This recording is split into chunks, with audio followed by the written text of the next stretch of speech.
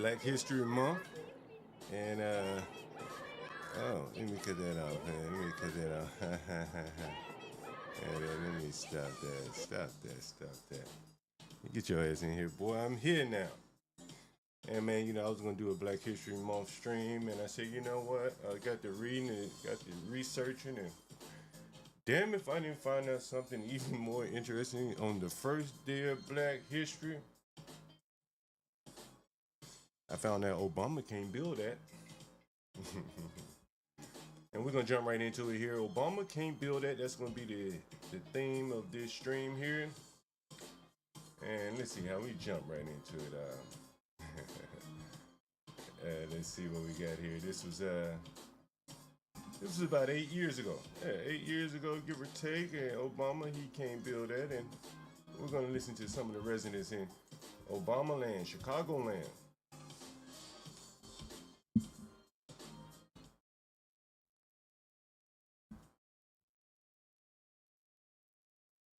Now, there's got to be volume here. Got to be some volume somewhere. Got to be volume. Yo, how's my volume? By the way, you ever hear my volume?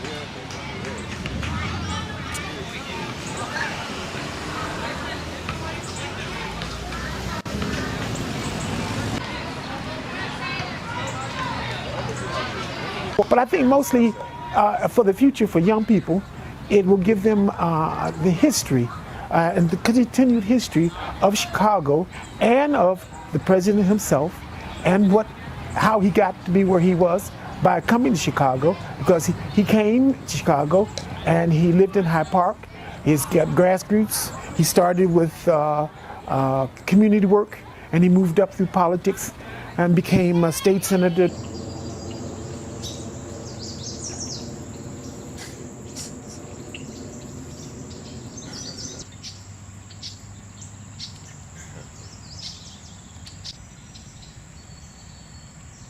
This is from the AP archive here.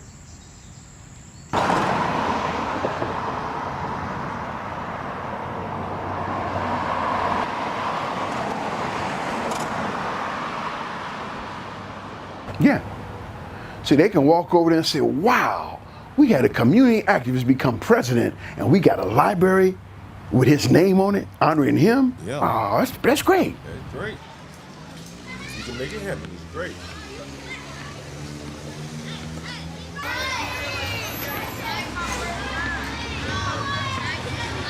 Having the president's library in the community, which would bring probably many different visitors from around the world to visit his library.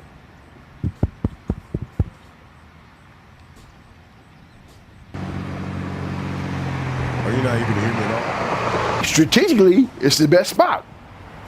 Wait a minute. Are you able to hear me at all? My volume should be up good. Are you able to hear me at all? Let me know if you can hear me here before we go too far in this.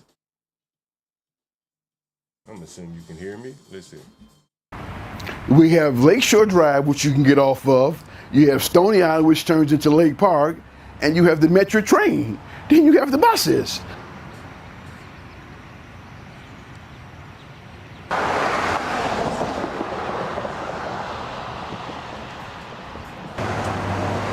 that was 8 years ago when Obama set off on building the building. Are you able to hear me, guys? Let me know if you're able to hear me. It looks like my mic is working here, but let me know, confirm for me before I go too far here.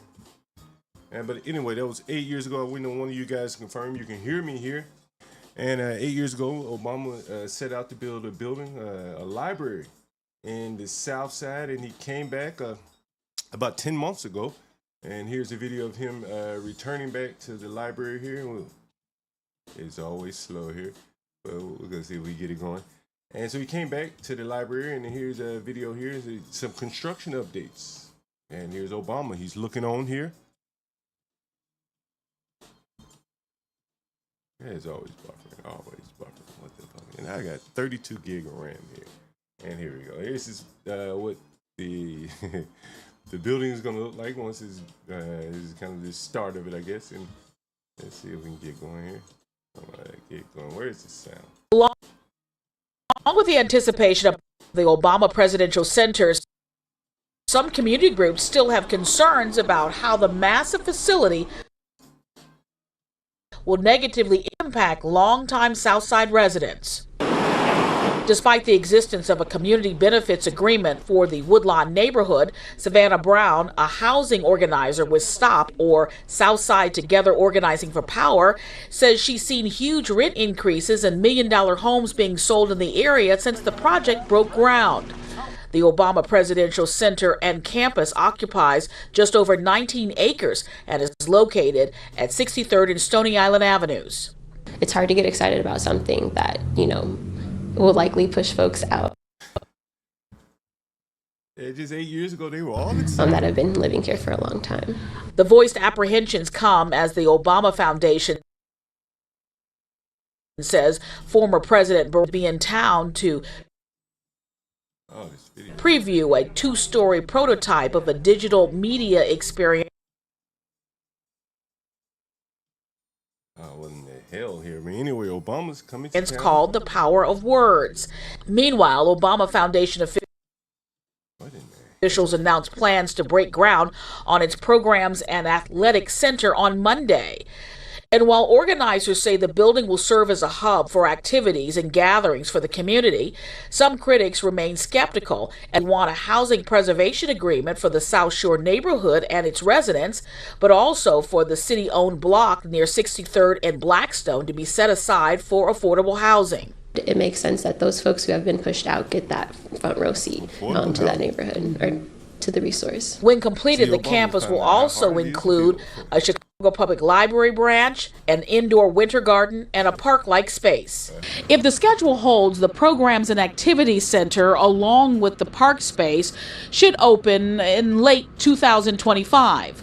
The Obama Presidential Center Keep that date in mind, ladies and gentlemen. That means late this year. Museum is scheduled to open in 2026. Watch breaking news on YouTube. Subscribe to ABC7 Chicago Eyewitness News. And then what happened? DEI strikes again, ladies and gentlemen. Yeah, DEI strikes the best of us. Even the president, airplanes flying through the air. And I bring you to this, and this is a headline coming out today. I think it was today. Let me see if I can get it up. I think this headline coming out today: Obama Library behind schedule, over budget, and mired in lawsuits.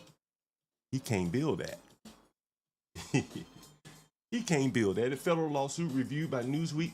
Let me maximize this for you guys on your phones here. I get such a lag on my computer here when I use Streamlabs. And I have 32 gigs RAM. Anyway, a federal lawsuit reviewed by Newsweek alleges that a company involved in constructing the Obama Presidential Center subjected a